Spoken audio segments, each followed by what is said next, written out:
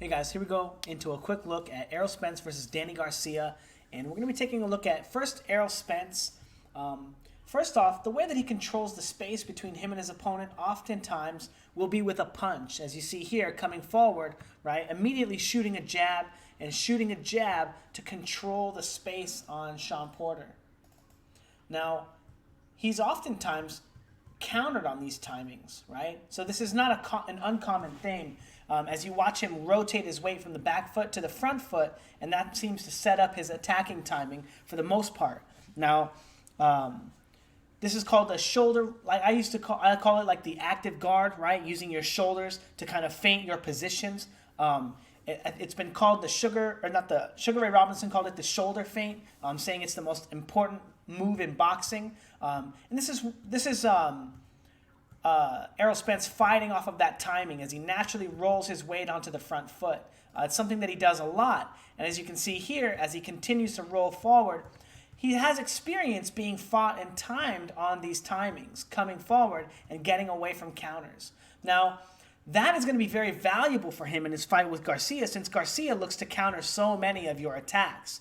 However, one of the biggest problems with Errol Spence is that he doesn't often change positions. There'll be long periods of time where he'll sit in front of his opponent in the same position for multiple weight transitions, allowing his opponents the opportunity to better set up offense against them, right? Notice the difference between Shawn Porter here getting all the way to the outside of Errol Spence to the inside, outside, inside, outside, inside. Constantly changing positions and changing the types of attacks that Errol Spence needs to set up to land offense against him.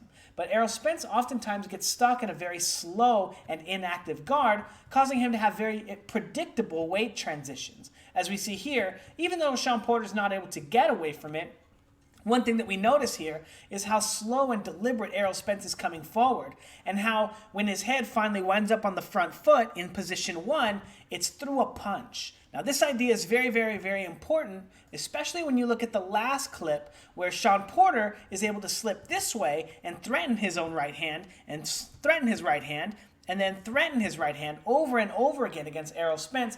But Errol Spence only changes positions through a punch. Okay? This is a big problem for Errol Spence as he continues coming forward and stepping up the ranks, because, as you notice, he's not able to just land this punch. It's on the same timing as the jab, but even though he doesn't telegraph it in any way, shape, or form, Shawn Porter sees, oh, it's a punch coming, he's getting on the line, and is able to just move off the line, right? Not properly using his feinting and his probing to set up his offense, but just his shoulder feints.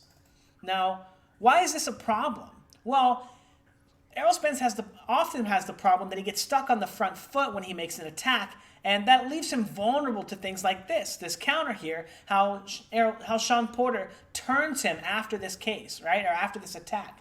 Now, Errol Spence identifies that he's going to get this free punch, but he doesn't identify that he needs to be working on his next weight transition, his next move, because he doesn't anticipate Shawn Porter making a move to counter him and take over the fact that he has found himself out of position to defend himself for what Shawn Porter is going to be looking to set up next.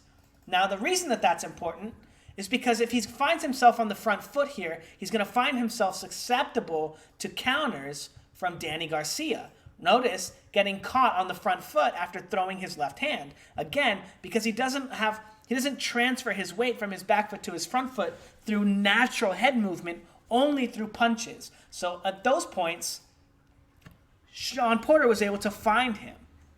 So now we're going to look at Danny Garcia and see, why does he have the ability to beat Errol Spence? Why is he a danger? Well, first off, he looks to control the space, right, with not just with punches, but with feinting and probing. Notice he controls the lead glove of Ivan Redkach and then feints him as well to see how he looks, further controlling him and taking advantage of the positions that he's being and putting himself into. Now, he does still wind up getting caught on these timings, and this is something that Errol Spence is really good at, right? Fighting on this forward-back timing, right? Forward, forward-back, forward, right? And then timing him on that shot. But Danny Garcia is also a quick learner, looking to figure out how to set up his own attacks on that same timing, right? forward, back, forward, control, and then forward into that shot instead of transferring his weight back. So able to use that same timing to forward, back, forward, control, and then follow his weight back with an attack. Finding opportunities for free offense. Now, the reason that idea is important is the same reason why this is important, is because if Danny Garcia is finding Errol Spence on the line with him with his weight transitions like this, using that shoulder feint timing, Danny Garcia is demonstrating here that he can time it and catch it and throw his own counters. So if Danny Garcia can counter and slow the offense from Errol Spence with motions like this, feinting and probing, following his weight back when he moves off the line, as you notice, Errol Spence, when he comes forward, you are able to follow him back on the line if you control his lead hand and you can follow him back, as you see here. Or more dangerous, when he finds himself in situations like this where he's going forward, back, forward, back, forward, back, and not looking to set up offense and not throwing punches. Those are going to be very, very dangerous times. And as Danny Garcia is a counterpuncher, naturally, by using this technique, he's going to find ways to isolate Errol Spence's jab from him by taking it away with the counters, and just like Porter was able to do, and slowly stop Errol Spence from countering him with the jab and stop Errol Spence from being able to control the space between them, which is going to slow Errol Spence's ability to control the space against Danny Garcia and allow Danny Garcia to come forward with his own shoulder feint timing and threaten Errol Spence's position, not just with the jab, but with right hands as well. As you see him timing Ivan Redkach forward, back, forward, and then timing him with this right hand.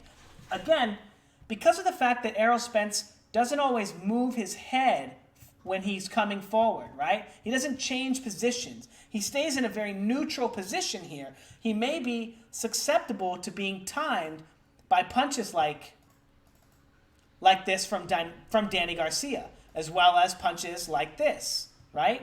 As Danny Garcia is not only looking to control you and probe with the lead hand, but he's also looking to set up attacks with the right hand. As you see more demonstrations of him controlling Ivan Redkach on that front foot, right? Not doing a great job here, right? I mean, he's controlling him, right? Controlling him, and then blocking the body shot. Not getting any offense, but showing that he's capable of fighting on that timing as well. And then here you see the most ultimate example of him doing it on that same exact timing, right? Front, back, front, back, front. And then he throws a straight right hand at the same time, right? Telling Redkach that he's going to catch the jab, catch the jab, catch the jab, and lands a straight right hand at the same time.